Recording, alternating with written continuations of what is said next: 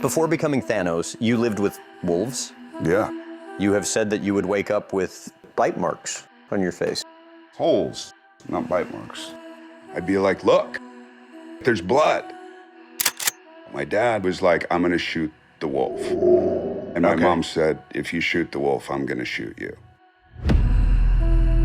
Everybody feared my mother. She would walk in the cage of any animal and they would cower. You had no safety whatsoever. Your father's off doing his thing. You're alone with this woman who is behaving in an insane manner. But Josh became just like her. I am my mother's child. I am a Tasmanian devil. I will do this my way. There is so much pain in that human being. Josh is the best villain of all time. I'm into this. It's my 7th time. Thanos is a very complex character. There was a wolf that had been let out of the cage and let run in the garden. There was a fencing that was crappy. My brother didn't know it. And at 6 years old, he got up on the edge of that fence and walked along the fence, and the wolf jumped up and grabbed his leg and pulled him down.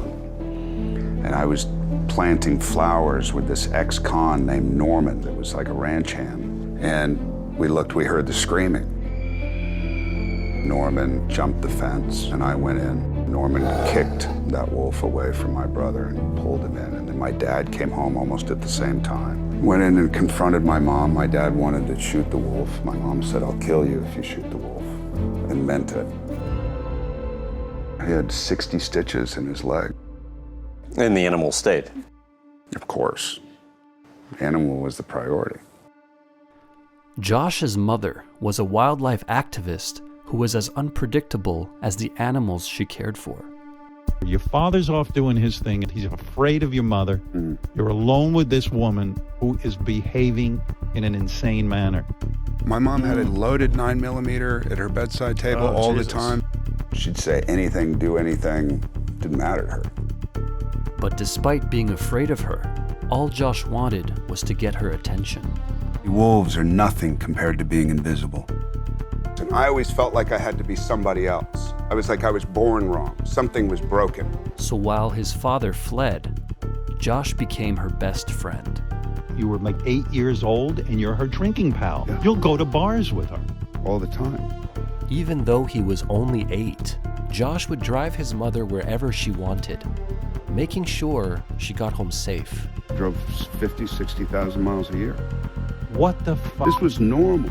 Being around cowboys, being around truck drivers.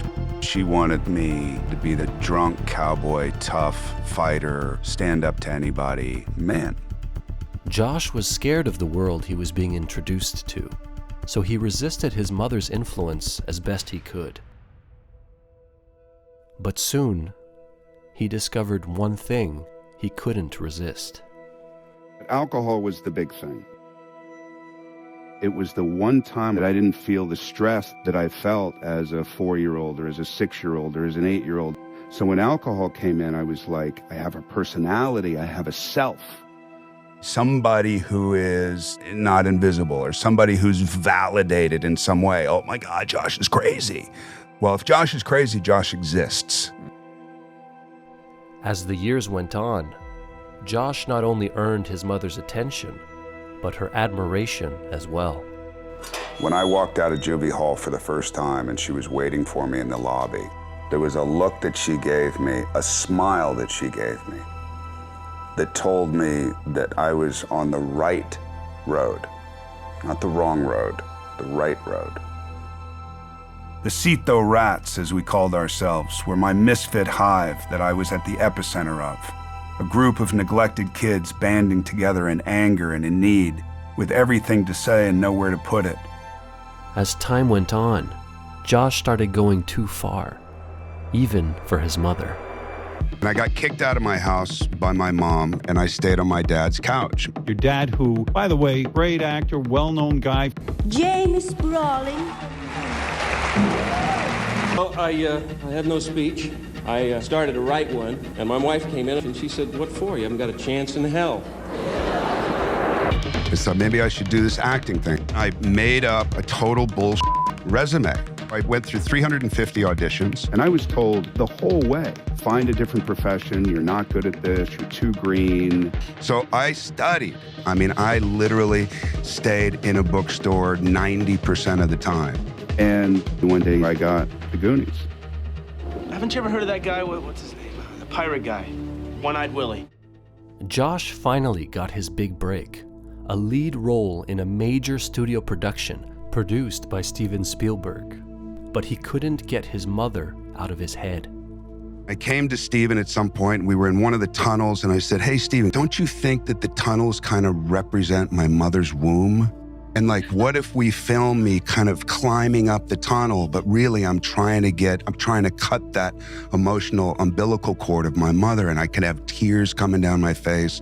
And I went into this whole thing, and I was getting all excited because he was nodding his head. And then I waited. And then he looked at me and he said, why don't you just act? Making videos is what matters most to us. It's how we bring these powerful and moving stories to light. And thanks to companies like Scentbird, today's video sponsor, we can share more of them with you. This month, we've been exploring some captivating fragrances. One that truly stands out is Commodity Juice, with a sweetness that isn't overbearing and with undertones of rhubarb. Great for a night out. Another favorite is Bon Parfumeur, which is more subtle and perfect for an everyday scenario. A little tip we've learned, applying fragrance to your pulse points, like the wrists and behind the ears, allows the scent to interact with your body heat, enhancing its longevity and projection. Scentbird is a monthly subscription service that lets you discover luxury fragrances from top brands without committing to a full bottle right away. With over 900 options to choose from, you can find designer favorites or hidden gems tailored to your style and mood. Each vial is a generous 30-day supply, giving you plenty of time to enjoy and decide if it's right for you. By using the promo code LIFESTORIES, you'll get 55% off your first month. That means you can start curating your own scent wardrobe for less than $8. Again, that's Life Stories for 55% off your first month with Scentbird. Thanks again, Scentbird, for sponsoring this video.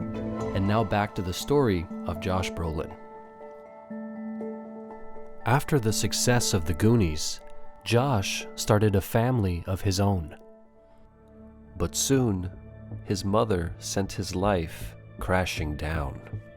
She had a boyfriend, they had been out drinking, she had had breast cancer, and he started saying, you know, I don't know why I'm with you, with old lady, and look at you, and look at your breast, and all that. He was on his way out, and she pulled a .22 rifle on him. And she said, you're not going anywhere. And then he said, are you going to shoot me? Which I'm surprised she didn't shoot him. But he got out of there, and then she chased him, and that's when she hit a tree and died. Yeah. Following the death of his mother, Josh spiraled.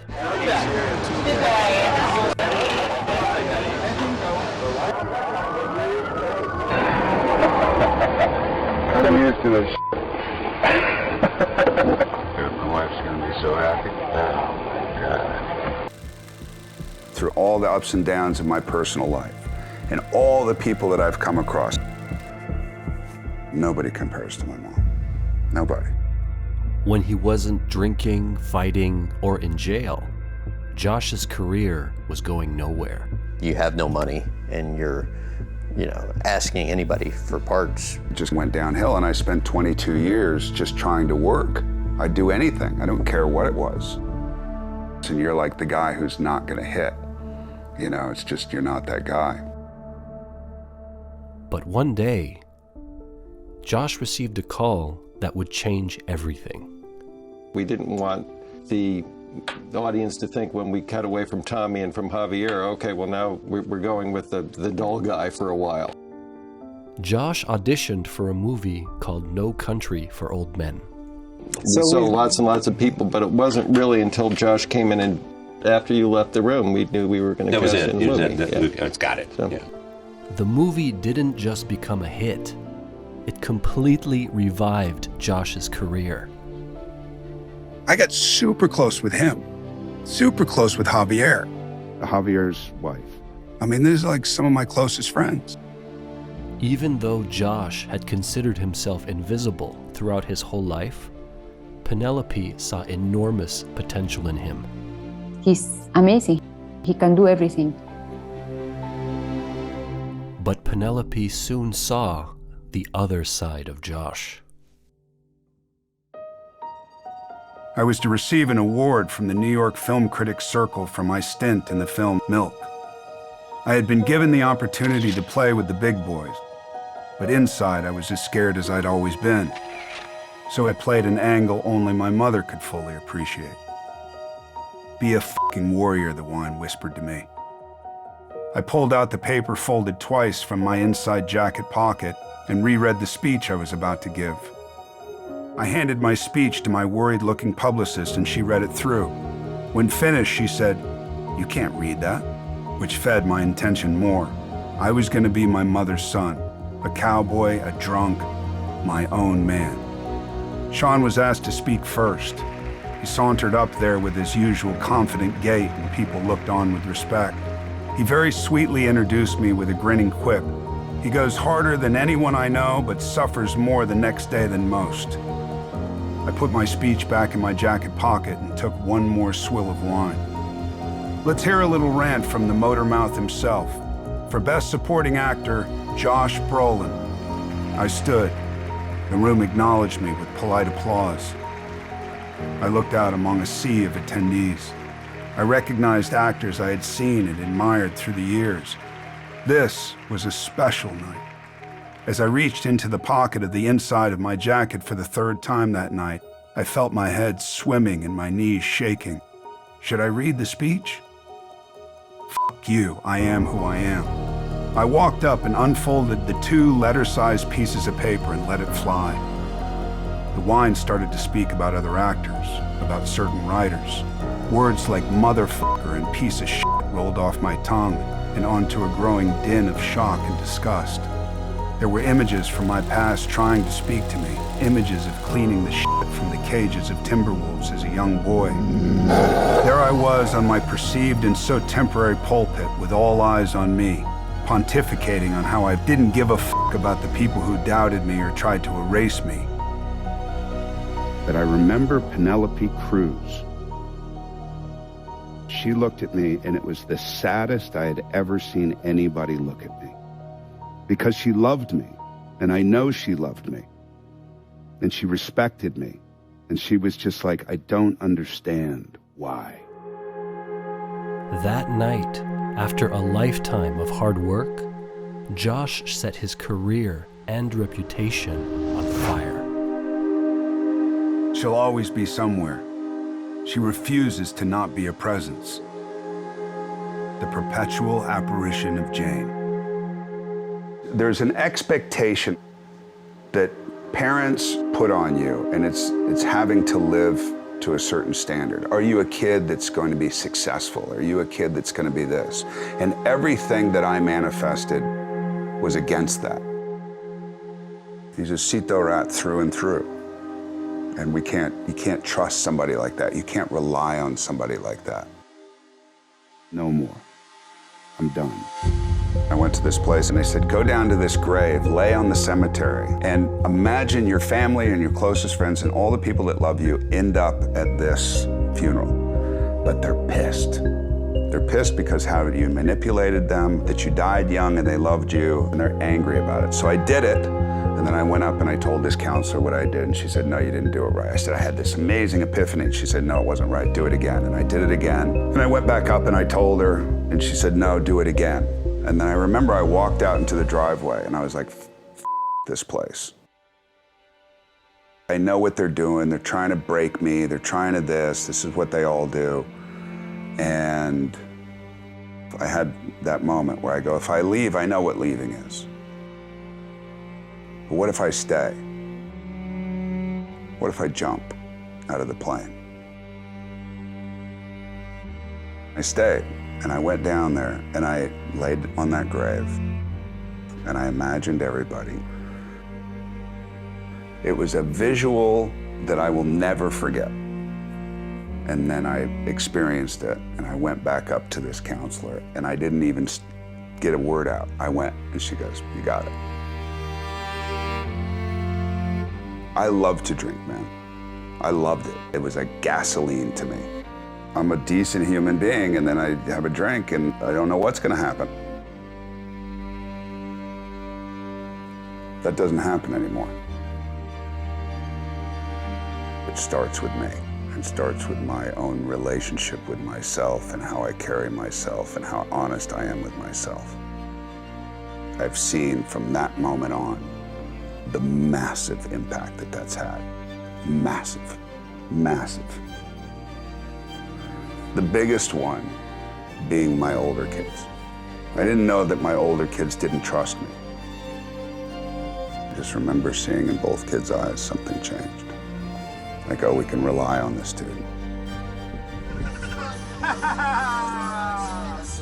Given a few tools and directed in the right way, we can be the most trustworthy people imaginable. Thanks again to Scentbird for sponsoring this video. Use the code LIFESTORIES to get 55% off your first month.